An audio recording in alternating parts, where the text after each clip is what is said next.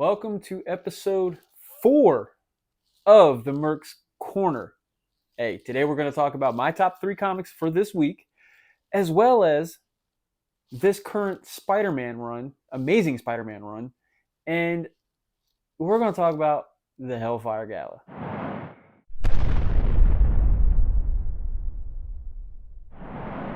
Now, before we get into this video, please like, comment, subscribe, all that good stuff. It definitely helps out the channel, as well as there's a link below in the description that sends you to my Facebook page. I have a Instagram and a Twitter, even though that actually just changed to X.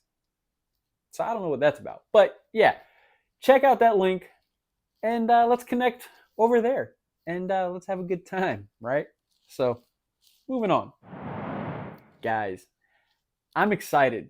I'm excited because in September I have 2 weeks of vacation and from my day job, and my wife and I decided that for the first week we are going to go to Sao Paulo, Brazil, which that is where my wife is from, and I haven't been down there in a few years since 2019, before COVID. So I'm excited. So while I'm there, I have an idea of something I'm going to try to do. Hopefully it works out. But at the very least, I am going to go to one of the comic shops that is down there in Sao Paulo, Brazil. So I'm going to, share that at least at some level. And then after the first week, we're going to come back and we're going to go to Orlando. Surprise. We are going to go to Universal. Surprise. But we're going to go to Universal because HHN, Halloween Horror Nights, will be kicked off. And they just announced all 10 houses. So, yeah, if you're familiar with that, so you know what the hype is. But I'm excited for that. So, all that being said, the reason I'm mentioning it is I do plan on getting content out of all of that. So stay tuned because September, I'm looking forward to some fun stuff. So let's get into that top 3 comics of the week now. Time for this week's top 3 comics. And I got to tell you, there were some good ones. But let's don't waste any time. Number 3 is none other than The Incredible Hulk, issue number 2. Now, I gotta admit, the one thing kind of holding me back, if you want to, I don't know if that's the correct term that I want to use, but the one thing I wanted to see more out of this book was more Hulk. You never really see Hulk a whole lot, but it kind of worked because Philip Kennedy Johnson is actually building something up here. And in this issue, he gives you a little bit more of a backdrop of what's her name, the Elder, one of the monsters or whatever, that's trying to capture the Hulk. And you also get a little bit more insight with Charlie, the little girl from the first issue. Banner's like, go away. I'm trying to protect you by telling you to go away. You don't want no parts of the Hulk, but Charlie wants the Hulk. So yeah, it's pretty cool, man. It's interesting. And like I said, the only thing, you don't really see the Hulk until towards the end of the book, but it's okay. So the Incredible Hulk, Philip Kennedy Johnson, is amazing through 2 issues. So the Incredible Hulk issue 2 is my number 3 book of this week. And now my number 2 comic is Superman, The Last Days of Lex Luthor, issue 1. Now, man, this is like out of continuity, so it's its own thing, story-wise, but I love how this touches a little bit of history from like high school years with Clark and Lex. It kind of touches that, and then it shows Superman's true identity. Like, he will save anybody, and Lex, he knows that, so that's why he kind of sets him up in a way that Superman will come and help him. But yeah, this is freaking awesome, man. It was a little bit longer than I expected, but it was okay because it worked. The only thing is yeah, the artwork is freaking awesome. But Brian Hitch, I don't know if this should have been this size, this format. Um, I think it would have worked great as just the regular normal size comic. But nonetheless, I don't complain about it because I actually don't mind these. These actually sit good on my shelf, and yeah, I enjoyed it a lot. So Superman: The Last Days of Lex Luthor. This is one of three. I I believe it's 3 issues. Um, so yeah, I just, man, I don't know. This is pretty awesome. This is a good, cool, like, little page right there, man. Lex Luthor being carried by Superman to the um, fortress that Superman's taking him to. That's all I'm gonna say. That's all I'm gonna say. So yeah. So anyway, Superman: The Last Days of Lex Luthor, issue 1, is my number 2 comic of the week, and my number 1 comic of the week is this gem right here, the Hellfire Gala issue. Well, issue 1, one shot, whatever. But yeah, the Hellfire Gala. I'm not going to say too much about this right here because this is one of the main topics of this video. So yeah, just it kicks off the fall of X, man, and in a way that, man, I don't think a lot of people were expecting this to kind of go the way it did. Some probably were, but other videos that I watched kind of surprised a lot of people. So with that being said, I'm not going to talk about this too much. We're gonna just we're just gonna move on. So yeah, but the Hellfire Gala, beefy book, man. 78 pages. The artwork in here I thought was pretty freaking amazing, and I really don't. It's like I want to show you like a page or something, but I don't want to spoil anything. Well, it's not too bad, but the artwork is pretty awesome. Yeah. So anyway, Hellfire Gala 2023, one shot, issue 1, whatever, with this sick J. Scott Campbell cover, variant cover. I was really wanting this cover. This is by far, in my opinion, the best cover for this comic. I didn't really care. It's funny because I'm usually a main cover type of person most times. But I didn't really care too much for that main cover. So this right here, man, really caught my eye. And I know there's also a very similar incentive cover with this. Whatever. But yeah, I'm glad I picked it up, man. So yeah, this is my number 1 comic of the week, Hellfire Gala 2023. All right, guys. Let's talk Amazing Spider-Man. And not just the most recent comic that just came out, but the entire Zeb Wells run as a whole. My opinion, I think up to issue 26, where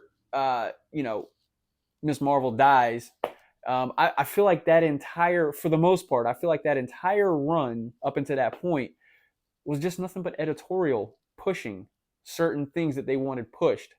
And that's why, like, Zeb Wells is a really good writer overall, so that's why I guess people were really, like, surprised, like, how horrible at times that this run has been. I mean, you had tie-ins with Judgment Day last year for that event, and then you also had that. What made no sense to me is that one issue, I want to say it was like issue like 9 or something like that, where it was a tie-in to the Hellfire Gala last year, but yet it was way past that issue. That tie-in came out way past the Hellfire Gala issue last year. Like that made no sense to me. So I don't know what the purpose of that was at all. I don't even think I read that issue. I think that was probably the one issue in this entire run that I did not read because I didn't think it made any sense. I mean, in last year, I wasn't into like X-Men and Hellfire Gala like I am right now. So it wouldn't have served me any purpose. I just got it, picked it up because of continuity, having the entire run. But anyway, all that I think is editorial. I mean, towards the beginning of the run, you had that arc with Kingpin, and you had the Green Goblin, and it was fun. It was fun for those little arcs, and then it just started to change, and it really wasn't too much of. I mean, it was good, but people were like, what's going on with Mary Jane? There were still questions that we needed answers to, and then once the issue 24, 25, whatever, all the answers that we've been looking for are going to be told, and all this stuff, man. But now that all that's out of the way, I feel like Zeb Wells is actually able to write Spider-Man. Because I got to tell you, this arc right here with Doc Ock and everything, like it's been fun. A little bit weird. Yeah, I mean, because like Spider-Man having Doc Ock's arms, it's kind of weird. But I think this issue kind of put it into that. But I think another thing that's helping a lot right now with this ASM run is the fact that Ed McGuinness is doing the artwork. Now, towards the beginning of this whole thing, John Romita Jr. I wasn't hating it. I wasn't hating the artwork that he was putting out. I wasn't loving it either, but I was okay with it. I was like, I kind of defended him at some points. But as we progressed and as we moved on through the run, I just got tired of it. I got tired of like the blocky heads and just odd, disproportionate whatever. Man, like the artwork was not working, and I got kind of grown to not like it. And once Ed McGuinness, he started doing some of the artwork and hopping on, man, it was a breath of fresh air, man. So good. So you add that on top of what's going on, what Zeb Wells is writing right now. I think it's awesome. I just hope it can continue. I know there's this issue coming up. I don't know if it's issue 31, the next issue. I can't remember, but like we're supposed to get into war, like a battle or something with Kingpin or something, and then there's going to be this big wedding issue, and we got some things coming up, man. And then I know eventually Gang Wars coming up later this year, November, I think that starts, which I am looking forward to that. But yeah, I hope just get all that editorial stuff out of the way. I hope we got it all out of the way, and Zeb Wells can just write Spider-Man, just write Amazing Spider-Man, because I feel like this arc has been amazing. Not the best, but compared to the rest, it's been amazing. I just hope we can build on it and continue and serve Spider-Man the way he should be appropriately written, man. I mean, we're talking about a legacy character. So let's do Spider-Man right, man. And I'm feeling so far that we're on that upward trajectory in doing that. So that I just needed to share my thoughts on that. So I hope you guys agree. But if not, let me know what your thoughts are on this run as a whole, and then where we're at right now with Amazing Spider-Man with this run, now that we got all that other stuff out of the way. Just let me know what your thoughts and opinions are. So with that being said, let's move on. Guys, let's talk Hellfire Gala 2023. And I gotta say, I'm just going to put this out right now. Um, I will possibly be throwing spoilers out there, so I'm not even going to try to like tiptoe around it. So just a heads up, I'm going to put some spoilers out there if you haven't read this already. And I will also say that, you know what? I might not be able to explain this to the best of my ability because I'm not as knowledgeable as, say, other comic book content creators on here. But, you know, I got to say, this book, man, really got me jacked up and excited for what's to come with the Fall of X. I mean, this thing kicked it off with a bang, man. And like I said, this thing is beefy, man. 78 pages. And, you know, X-Men has really been historically word heavy, right? A lot of dialogue heavy. And you would think that 78 pages, you'd be like, oh my God. But I got to say, man, 78 pages, I stayed hooked. It kept my attention. And I didn't get tired of it. Now, it took me a little time to get through it and read it. But man, I was hooked in a way I didn't expect that I was going to be hooked. The only, I guess, I wouldn't say a drawback, but the only part of this book, in my opinion, is the very beginning when they bring up Miss Marvel. And I'm like, they didn't really give complete or like enough. In my opinion, they didn't really give enough as to what's going on with her. I mean, they did mention that, you know, she's now mutant, but they don't know or they haven't mentioned what her mutant power is, and stuff like that. And, you know, she's having a hard time adjusting with being, you know, finding out that she's now a mutant and everything, which I guess would be understandable, right? Yeah, man. But the big vote, and it wasn't too far into the book where they had this big vote and they announced a new X-Men team. And I gotta say, I wasn't too like rah rah over it. I'll just say that. I'm trying to get to the page. So you have Talon, Sync, Prodigy, Cannonball, Frenzy, Dazzler, Jubilee, and the Juggernaut. The new team right there. Or so we thought, right?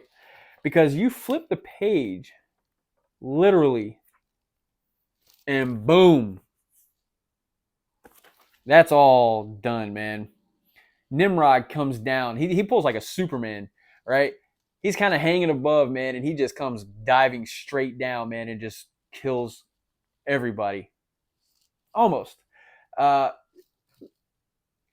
almost kills everybody. If it wasn't for Jean Grey, kind of softening that blow basically a little bit, yeah, she saved lives right there. But man, it gives a lot of background, a lot of stuff, man. Man, one thing about this comic is the fact that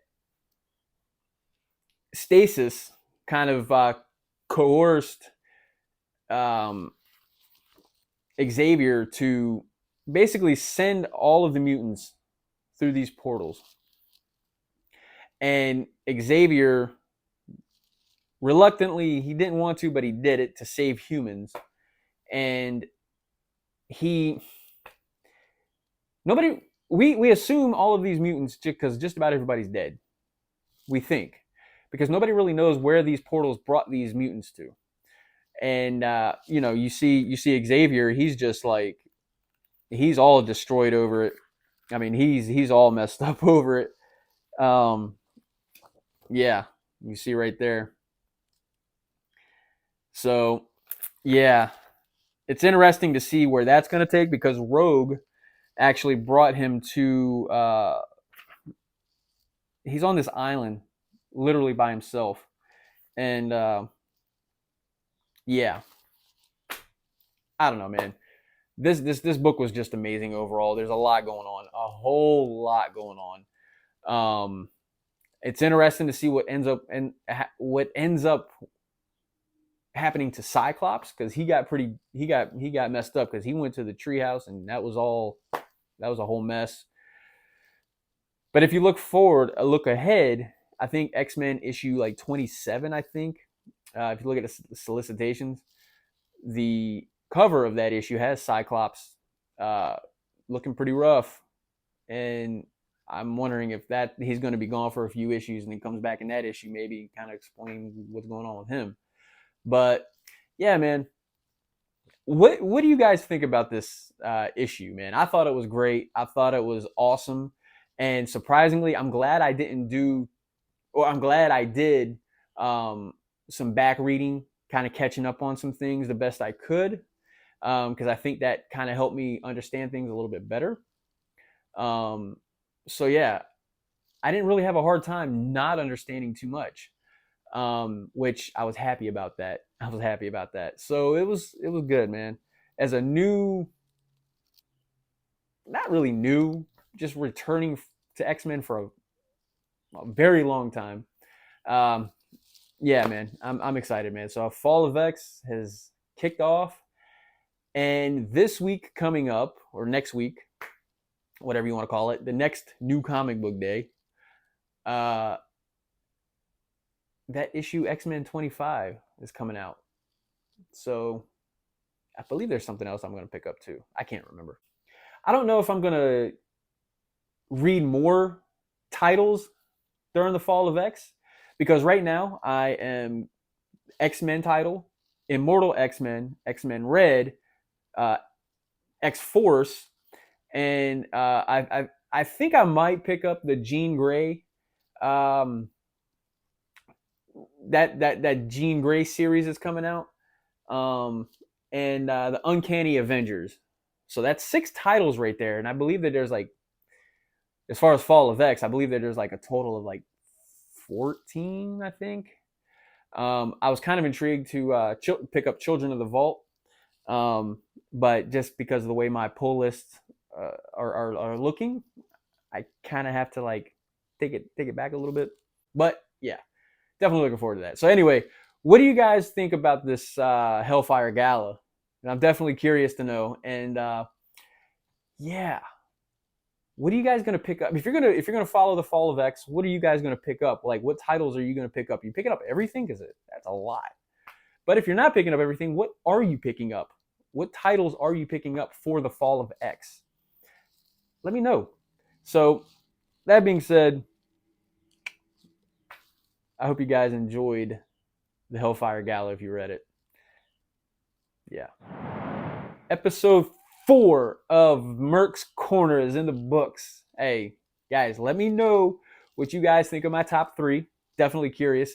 Let me know what you think about what's going on with Amazing Spider-Man, as well as Zeb Wells finally able to do his own thing freely without editorial in the way. And like, what do you guys think about that run? And also, let me know what you guys think of the Hellfire Gala and the Fall of X that's coming, or it's here basically. And what titles for Fall of X are you picking up if you are following that event?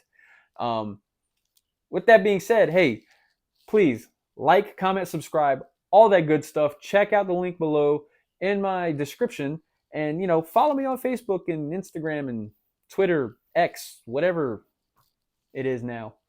Uh, and yeah, let's connect. So with that being said, spend a lot of money on comics, so make sure you read them, because they're not going to read themselves.